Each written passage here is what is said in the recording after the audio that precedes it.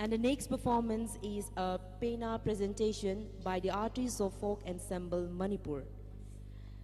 The performance is mainly focusing on the indigenous instrument Pena in the idea of the preserving and promoting the culture of Manipur. Therefore, our Folk Ensemble Manipur is focusing in the idea of preserving and promoting the Pena, and our artists, both male and female, are playing with Pena and singing the song of Panthoibi Saitharol of Umanglai Harauba in this particular performance. Here we are selecting the particular style and beauty of Panthoibi Kutlon from the different technique and styles of the playing of Pena, that is Leimaril Kutlon, Helpi Pabot, Helpi Thangye, Panthoibi Kutlon, Ayang Leima Kutlon, Nongthang Leima Kutlon, etc. for this coming Sangai Festival 2018 performance. The idea of the performance is to give the message to the people the beauty of Panthoibi Kutlon and the song that is Panthoibi Saitharol, the romantic song of Nongpok Ningto and Ayang Leima Panthoibi. Hozik, Lokotsadiba Torumsi, Manipurgi, Marwena, Maite community gi, Yam the leaderaba, Royal Fiddle of Manipur, Haidna Kangariba, Penagi, Masakama Top na, Semjaba Penagi, Pazerba performance ama Hozik Kudol Tamjagaduri.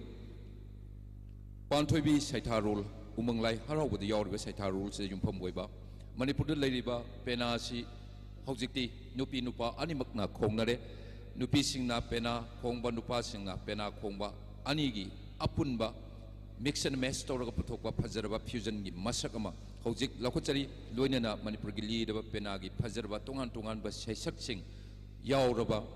Folk Ensemble Manipur gi Pazerba item si Lakochari, Lensin Biriba Punamakima from the Kudol Tamjari, being Tabis.